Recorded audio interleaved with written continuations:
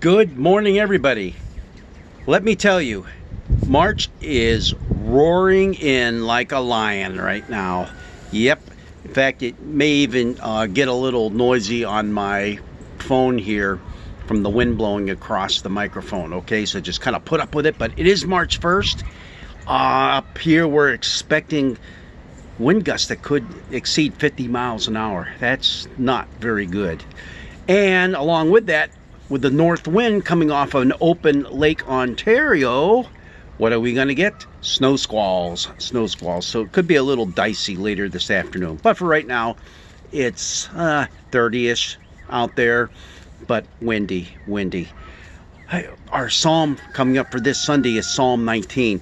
We visited this guy last summer.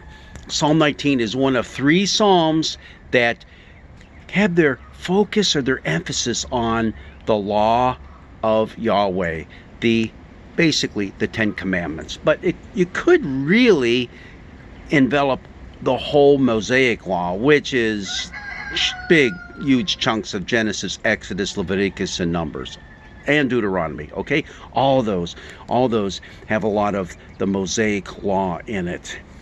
Okay, so Psalm 19. Hey, I said it's one of 3 psalms that focus on the law of God. Here's an easy way to remember all of them. The other 2 are Psalm 1 and Psalm 119. So you have 119, 119. Easy way to pick that up. And they're all in praise of God's law and how we, actually, Psalm 19 starts out not being in praise of God's law, but in praise of God's creation. And it's pretty appropriate for today.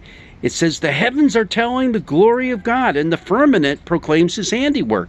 But it goes on to say that there's no speech, nor are there words. Their voice isn't heard, and yet their voice goes out. Well, how can that be?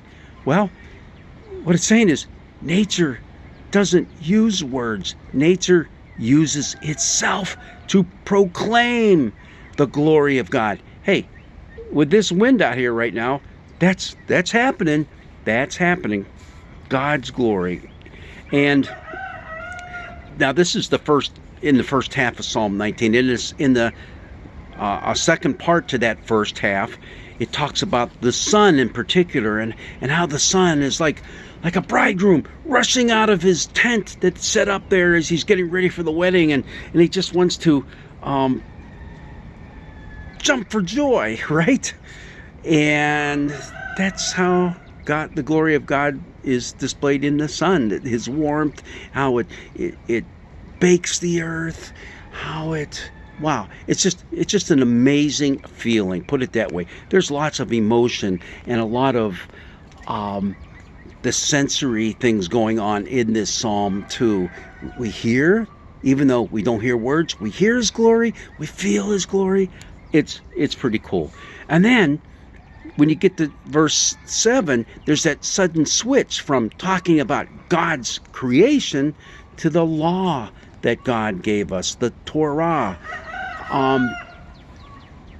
We often call it the Decalogue, and Decalogue literally means the 10 words. And that's really the more precise way to call and make reference to the 10 Commandments. They are more 10 words that God spoke. And that's how the Jewish people, even in Jesus' day, talked about it. The 10 words. The law of the Lord is perfect, reviving the soul. The precepts of the Lord are right, rejoicing the heart. The fear of the Lord is pure, enduring forever.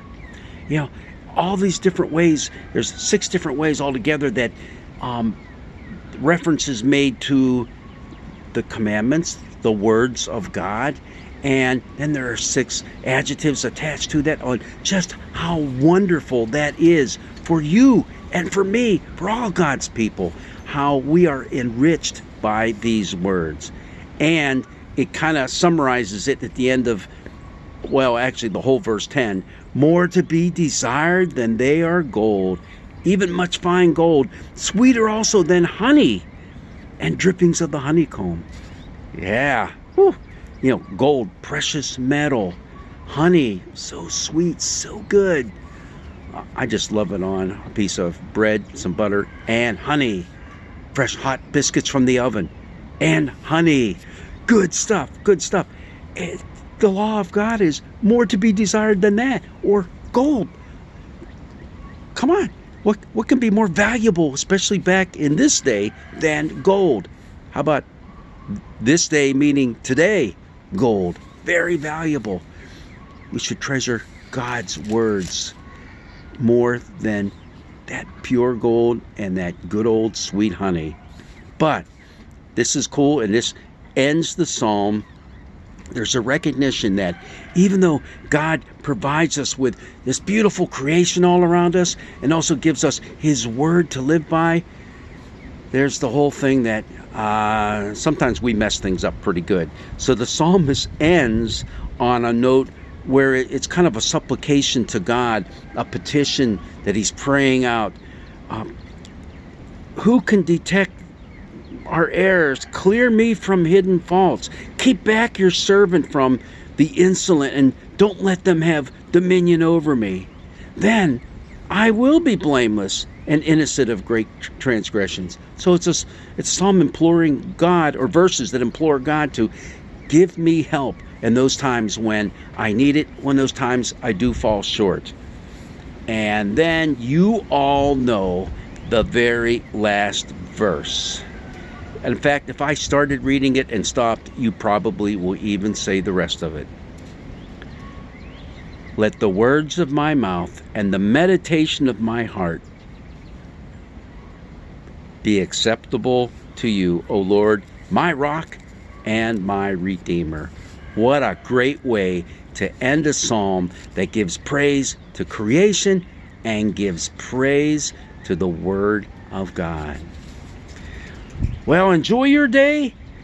Hopefully those winds that bring in March with a lion, like a lion, don't blow you away. Just stay rooted. Stay firmly on the ground, rooted in the Word of God. God's blessings be with you.